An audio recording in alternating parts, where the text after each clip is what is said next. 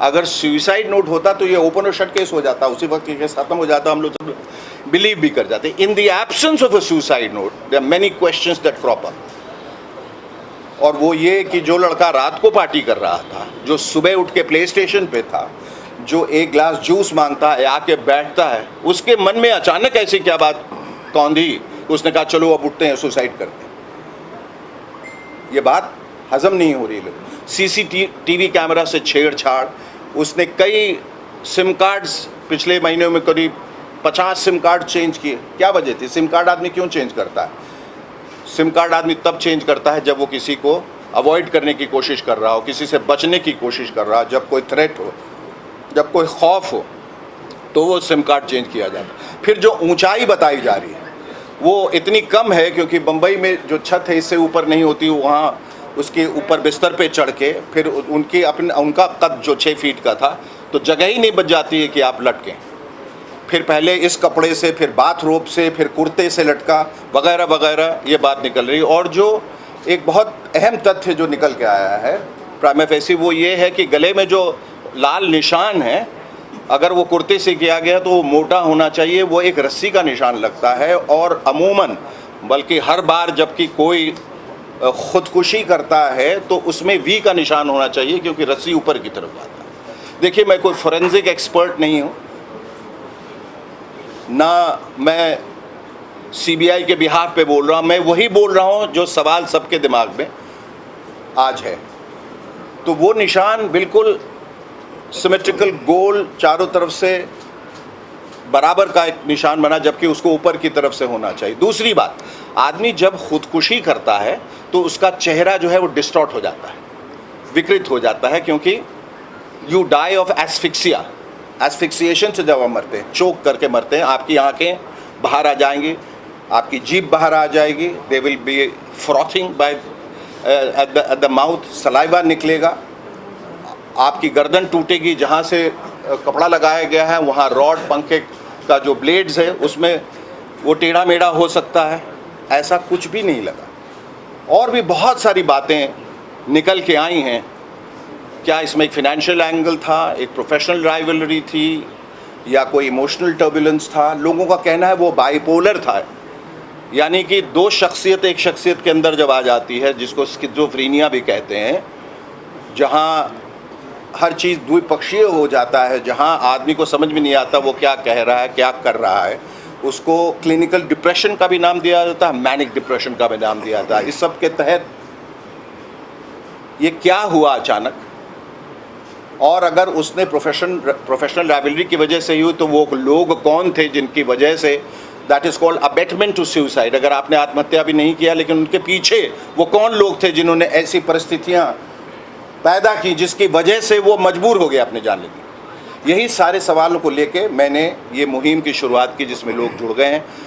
लेकिन सरकार की तरफ से अभी कोई ऐसा आश्वासन नहीं आया है कि सीबीआई की जांच होगी, और उसी के तहत मुझे लगा ये मेरी नैतिक जिम्मेदारी है कि मैं पटना आऊँ। मुझे बहुत लोगों ने मना किया कि आप एक अनजान किसी एक्टर के लिए क्यों आ रहे हैं। हमने कहा, हमने बार बार इस बात को एम्फसाइज़ किया, अंडरलाइन किया है कि हमारे इंडस्ट्री एक परिवार है। ये उनके साथ हुआ, हमारे साथ भी हो सकता था, किसी के साथ भी हो सकता था। आवाज़ उठानी ज़रूरी है। लेकिन हैरत की बात है कि ना इंडस्ट्री से आवाज़ उठ रही है, ना नेशनल न्यूज़ पे या आवाज़ उठ रही है। सिर्फ सोशल मीडिया पे बहुत सारे लोग जो हैं वो कह रहे हैं कि इसकी जवाबदेही होनी चाहिए, और उसी के तहत मैं यहाँ आया। उनके पिताजी से कल मिला। मेरी इच्छा थी कि मैं उनके इस गम में शामिल हूँ और बताऊँ कि हम सब आपके साथ हैं इस गम में, और हम सबको इस त्रासदी का बहुत दुख है, और ये दोबारा न हो। मुहिम चलाने के पीछे ये भी एक ख़याल है कि आगे कभी कोई सुशांत की तरह उसको अपनी ज़िंदगी देने की ज़रूरत न पड़े। एक सेकेंड, अभी मैं ख़त्म नहीं हूँ। और उस वजह से फिर मुझे ऐसा लगा कि मुझे यहाँ के मुख्यमंत्री से भी मिलना चाहिए। तो मैंने नीतीश जी से, मेरी पहली मुलाकात हो चुकी है, मैंने उनको ख़बर भी भिजवाई उनके प्रिंसिपल सेक्रेटरी चंचल जी के हवाले से। लेकिन मुझे यही बताया गया कि वो कोविड की वजह से नहीं मिल सकते।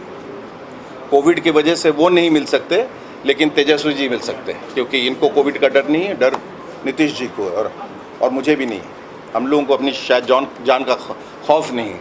बहरहाल मैं इनका बहुत इस प्रेस कॉन्फ्रेंस के हवाले से बहुत शुक्रिया अदा करना चाहता हूँ। और ये कम्प्लीटली एक नॉन पॉलिटिकल प्लेटफॉर्म है, ये आप ध्यान में रखें कि इनको जब मैंने मैसेज भेजा और यहाँ आने के बाद मेरी इच्छा थी कि मैं सिर्फ मुख्यमंत्री जी से मिलूँ, और वो एक चूँकि हेड ऑफ स्टेट हैं और अगर वो भी ज़ोर देंगे, हम सबका साथ देंगे तो बहुत अच्छा रहेगा। मुझे कल कुछ प्रेस वालों ने पूछा कि आपका क्या कहना है कि वो नहीं आए। मैंने कहा टू ईच इज़ ओन, जिनकी मर्जी है वो आए, कोई ज़ोर ज़बरदस्ती नहीं है। उनको आना चाहिए था कि वो बिहार का सुपुत्र था, बिहार का नौजवान था, उनके परिवार को अच्छा लगता।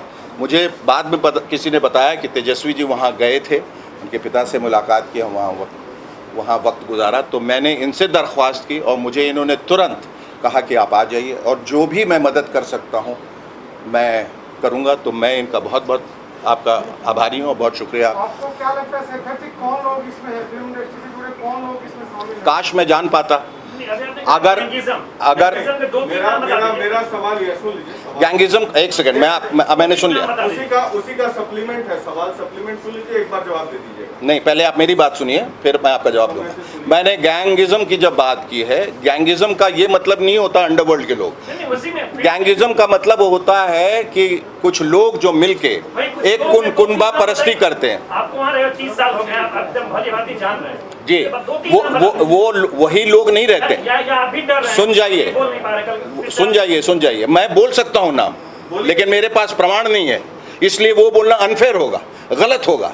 मेरे पास प्रमाण नहीं है। हमें मालूम है कि बाहर अंडरवर्ल्ड है, लेकिन हमें नहीं मालूम है कौन है, लेकिन अंडरवर्ल्ड है। कौन कौन से लोग हैं जो इस तरह से फिरौती लेते हैं या लोगों को किडनैप करते हैं? आप जान रहे हैं कौन लोग हैं, डर के मारे नहीं बोल रहे हैं। आपको ये सुनना है, आपको यही सुनना है मेरे मुंह से? नहीं, आप क्या चाह रहे हैं? आप मेरे मुंह में शब्द क्यों डाल रहे हैं? आपको कैसा लगता है कि मैं डर रहा हूं? अगर मैं डरता होता, सुन जाइए, वो तो मैं बोल रहा हूं, वहां तक तो बोल रहा हूं, यहां तक तो सुन जाइए। नहीं, आप उसको सेंसेशनलाइज कर रहे हैं।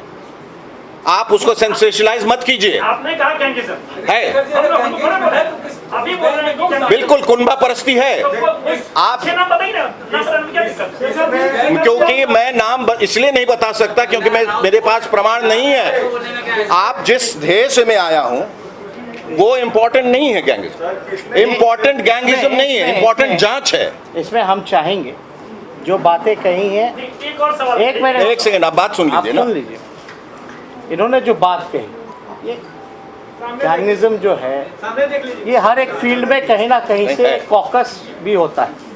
तो हम इतना कहेंगे कि जो आप सवाल जो पूछ रहे हैं कि कौन है, नाम बताइए। कई बॉलीवुड की अभिनेत्री सार्वजनिक मंच पे, पब्लिक डोमेन में नाम बता चुकी हैं।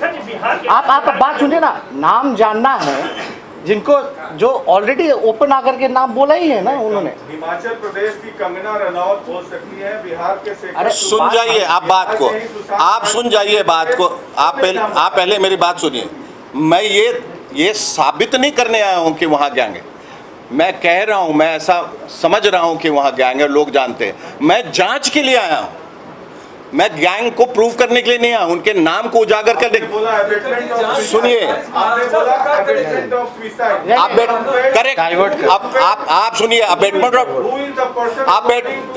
वही तो जांच का विषय है, वही तो जांच का विषय है। इंडस्ट्री में सब लोग एक दूसरे के बारे में जानते हैं, आप बताइए। अरे मैं कैसे जानूं किसने अबेट किया?